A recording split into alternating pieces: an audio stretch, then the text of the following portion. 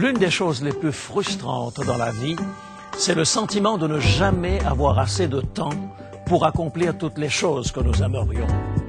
En fait, la plupart des gens n'ont de temps que pour accomplir une ou deux choses vraiment bien. Comment planifier notre vie de telle manière qu'à la fin de nos jours, nous n'ayons aucun regret?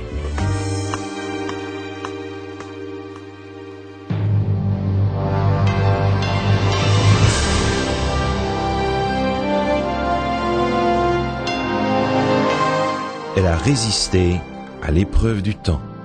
La Bible, le livre de la révélation, est toujours d'actualité dans le monde complexe d'aujourd'hui. Voici, il est écrit. C'est un message de foi et d'espérance que vous présente maintenant José Élysée.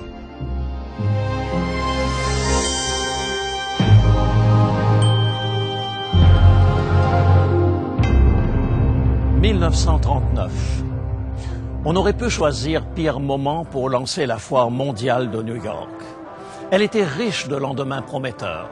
Un monde dans lequel nous n'aurions plus besoin de peiner comme des esclaves 40 heures par semaine. Les merveilles de la technologie et une planification minutieuse allaient changer nos vies radicalement. C'était la célébration de tous les espoirs et les visiteurs pouvaient littéralement voir l'avenir s'étaler sous leurs yeux grâce à des maquettes et des montages futuristes. Au Futurama de General Motors, il suffisait de s'asseoir dans une chaise motorisée qui traversait les États-Unis et on pouvait contempler les progrès que l'avenir nous réservait. Des autoroutes spacieuses, sans embouteillage, et au bout du trajet, s'arrêter à Périsphère et grâce à Democracy, découvrir une économie prospère étalée dans de vastes banlieues aux immenses espaces verts pour le grand plaisir des gens. Toutes les attractions présentaient le même message.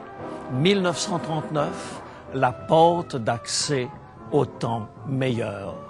Un message que les gens voulaient entendre après une décennie de privation provoquée par la Grande Dépression. À l'automne de la même année, la Deuxième Guerre mondiale éclatait et tous les espoirs s'évanouissaient. À cause de la guerre, les investisseurs perdirent environ les 2/3 de l'argent qu'ils avaient investi sur les retombées de l'exposition. C'était il y a plus de 60 ans. Et la guerre est terminée depuis longtemps. Pendant la décennie 80, nous avons cru que le rêve allait devenir réalité. Les ordinateurs personnels et les téléphones cellulaires allaient contribuer à diminuer le nombre d'heures de travail et nous permettre de gagner plus. En fait, nous travaillons davantage. Selon une étude faite par la Fondation nationale du sommeil, la semaine de travail moyenne est actuellement de 46 heures et environ 38% de la population américaine travaille plus de 50 heures par semaine. La réalité vécue, c'est une pression permanente. Travail, famille, maison, voiture, loisirs et une foule d'autres choses. Vous vous effondrez dans votre lit à la fin de la journée, complètement anéanti par la façon dont le monde vous a traité toute la journée. Si vous êtes comme la majorité des gens, vous vous rendez compte que le monde est plein de choses qui vous fascinent, mais que vous n'avez jamais le temps d'explorer. Je me désole en regardant ma propre bibliothèque. Il y a un certain nombre de livres que je me suis procurés et je désespère déjà de pouvoir les lire avant d'arriver à la retraite. Il faudrait certainement plus d'une vie pour accomplir tous nos rêves. En fait, l'exposition mondiale de New York a révélé une réalité incontournable. Peu importe le nombre d'appareils que nous créons pour gagner du temps, nous ne viendrons jamais à bout de notre propre curiosité.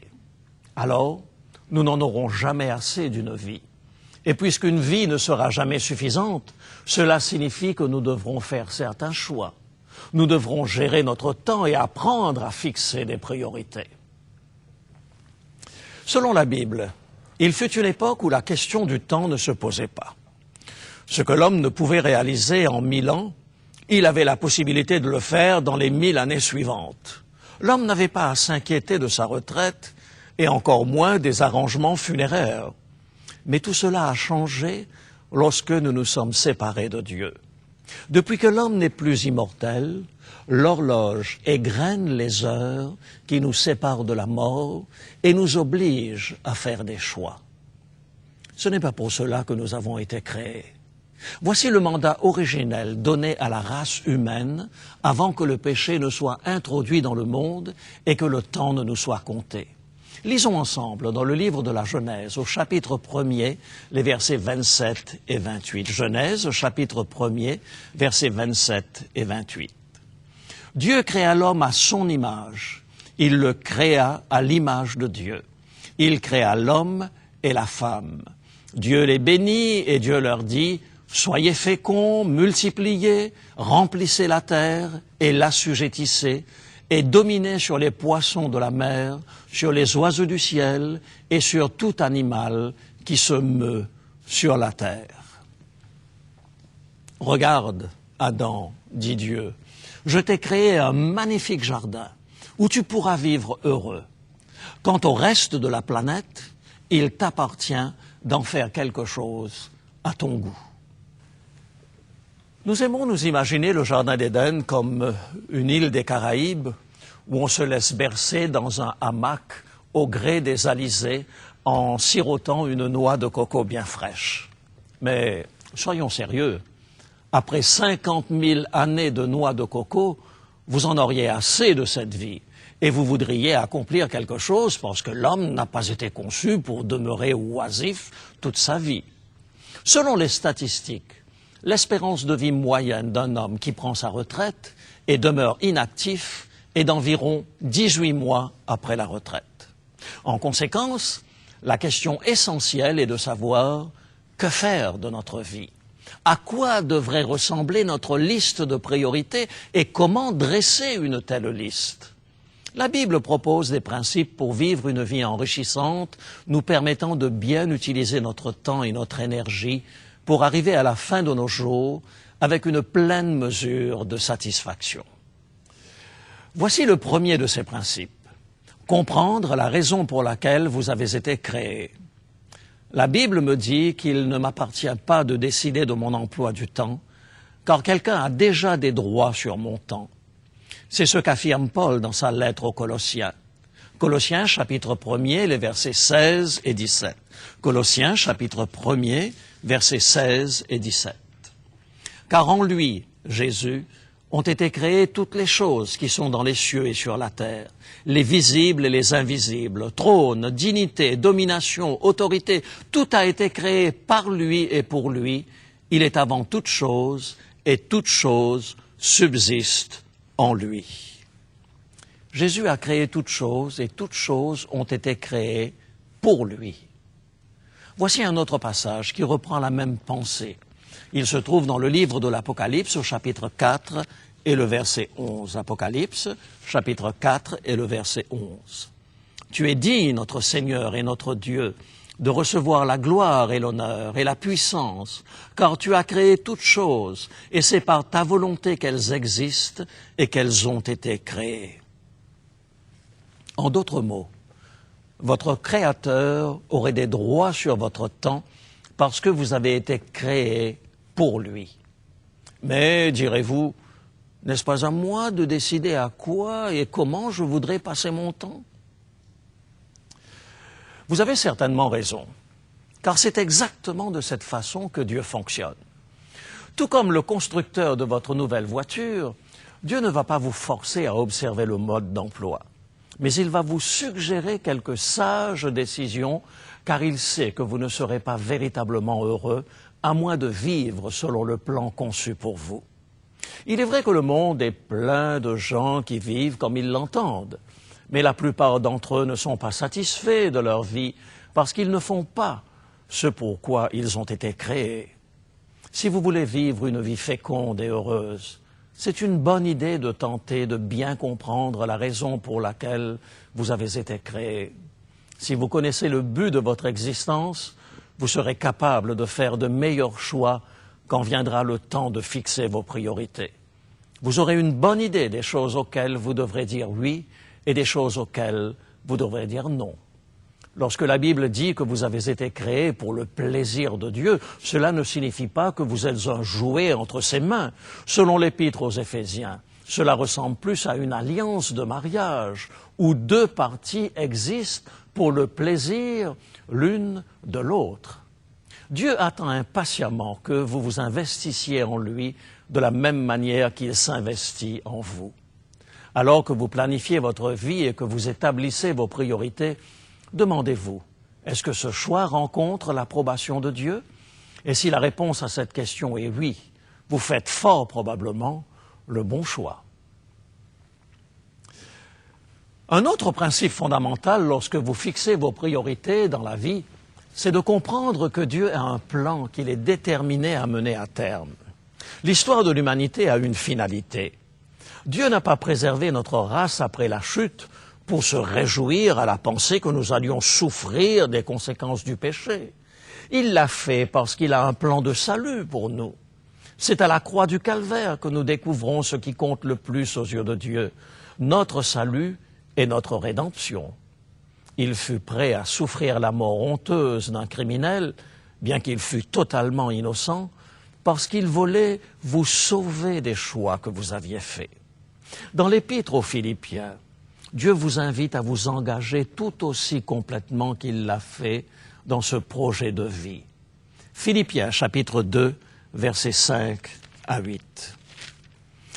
Ayez en vous les sentiments qui étaient en Jésus-Christ, lequel, existant en forme de Dieu, n'a point regardé comme une proie à arracher d'être égal avec Dieu, mais il s'est dépouillé lui-même, en prenant une forme de serviteur, en devenant semblable aux hommes, et ayant paru comme un simple homme. Il s'est humilié lui-même, se rendant obéissant jusqu'à la mort, même jusqu'à la mort de la croix.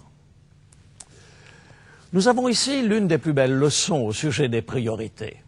Lorsque Dieu dit « Ayez en vous les sentiments qui étaient en Jésus », il vous invite à établir les mêmes priorités qu'il avait lorsqu'il a choisi de devenir participant de la nature humaine. Si vous voulez avoir du succès dans la vie, si vous voulez découvrir l'essentiel, dit-il, alors adoptez le même état d'esprit qu'avait Jésus. Être prêt à se dépouiller de tout, c'est le secret d'une vie satisfaisante à 100%. Si vous voulez obtenir quelque chose de la vie, cessez de vous tracasser à amasser et commencez à donner. C'est l'essence même du plan de Dieu. Son unique pensée est de se dépouiller lui-même. Et lorsque votre vie est calquée sur ce modèle, vous réalisez, au terme de vos années, que vos choix ont tous été les meilleurs. Certaines de nos plus grandes frustrations se produisent lorsque le plan de notre vie n'est pas en harmonie avec celui de Dieu.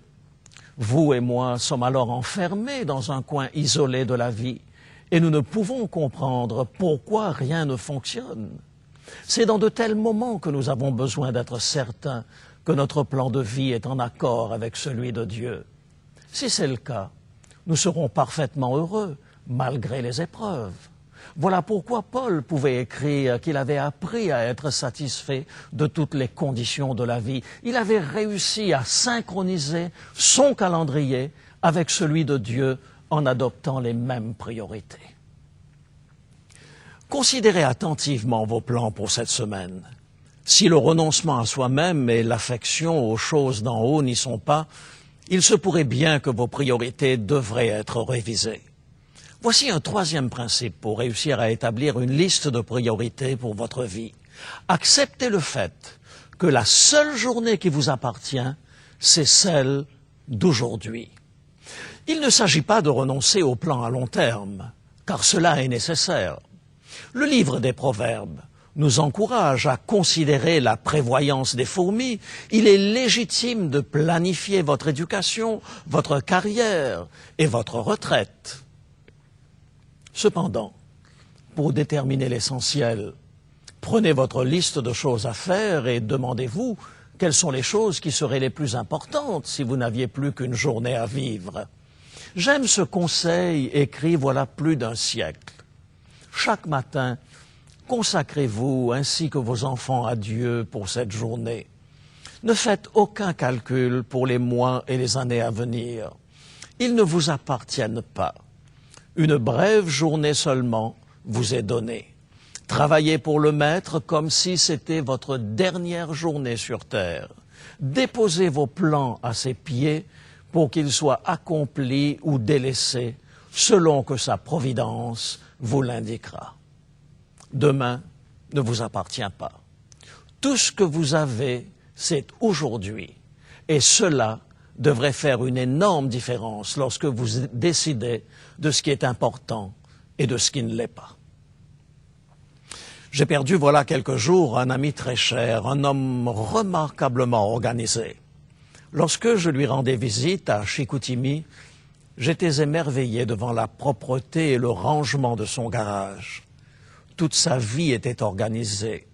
Il est parti brutalement, dans son sommeil, d'une apnée. J'en ai été très affecté. Mais savez-vous ce qui m'a consolé? C'est que mon ami avait aussi fait des plans pour l'éternité. Et sa planification quotidienne incluait aussi les choses qui importent vraiment. Cela me rappelle une parabole de Jésus à propos d'un homme riche qui passait tout son temps à faire des plans faramineux pour l'avenir. La mort l'a surpris brutalement et Jésus pose la question suivante. Insensé, ce que tu as préparé, pour qui sera-t-il? S'il ne me restait qu'une journée à vivre, seulement 24 heures, qu'est-ce que j'en ferais? Et si vous connaissez la réponse à cette question, dites-moi, pourquoi continuez-vous de faire ce que vous faites actuellement? Nous savons tous que nous ne serons jamais capables de faire tout ce que nous avons prévu de faire dans le temps qui nous reste à vivre. Nous devons faire des choix. Les personnes qui s'en vont en paix sont celles qui ont établi leurs priorités conformément au calendrier de Dieu. Lorsque la grande faucheuse abattra sa faucille, ce ne sont pas le nombre de conseils d'administration auxquels vous aurez assisté ou le nombre d'air miles que vous aurez accumulés qui importera. Ces choses ne feront pas la moindre différence dans le royaume céleste. Si vous voulez vraiment traverser la vie avec le sourire, consultez votre emploi du temps et vérifiez qu'il correspond bien à celui de Dieu. Père Céleste, ce n'est pas facile à admettre, mais la plupart d'entre nous avons de mauvaises priorités dans la vie. Nous avons attaché trop d'importance à des choses insignifiantes et moins d'importance à l'essentiel. Enseigne-nous à résister aux pressions de la société de consommation et à réajuster nos calendriers pour qu'ils soient en harmonie avec le tien. C'est au nom de Jésus-Christ que nous te prions. Amen.